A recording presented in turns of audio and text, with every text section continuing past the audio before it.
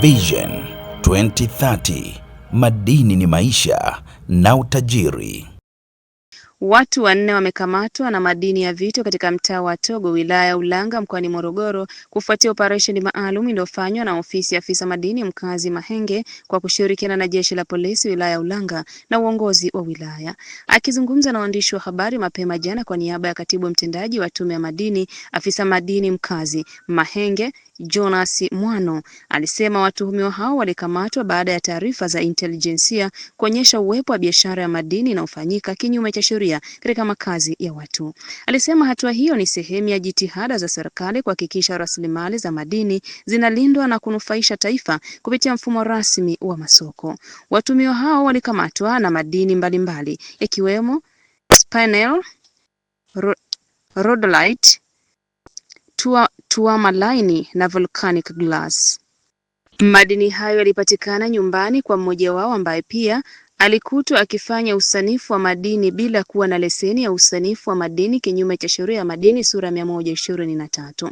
Alisema baada ya kukamatwa, watuhumiwa walifikishwa katika kituo cha polisi Mahenge na kufunguliwa jalada la uchunguzi MHE/IR/1189/2025 huku madini yote yakifanyiwa uthamini kubaini uzito, aina, ubora na thamani yake.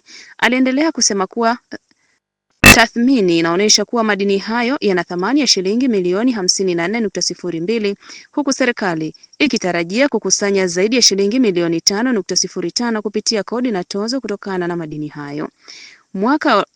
Mwano alisisitiza kuwa shughuli za usanifu wa madini zinaruhusiwa tu kwa mtu mwenye leseni ya usanifu wa madini ambayo hulipiwa shilingi za Kitanzania 2,930,256 sawa na dola za Kimarekani 1,200 kwa mwaka. Aliongeza kuwa kukiuka matakwa hayo ni kwenda kinyume cha sheria na hatapewa nafasi mfanyabiashara yeyote anayejihusisha na shughuli hizo bila vibali. Katika maagizo yake kwa wafanyabiashara wa madini, Mwano aliwataka kufanya biashara zao ndani ya soko la madini Mahenge, kuhakikisha wanakuwa na leseni halali na kuacha tabia ya kufanya biashara majumbani au maeneo yasiyo rasmi.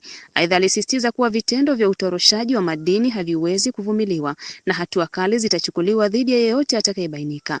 Alisema zoezi la ukaguzi wa biashara ya madini nje ya mfumo rasmi ni endelevu kwa mkoa wa kimadini Mahenge na mikoa yote nchini kuhakikisha madini yote yanauzwa kupitia mfumo wa masoko ili kuongeza uwazi, usalama na mapato ya serikali.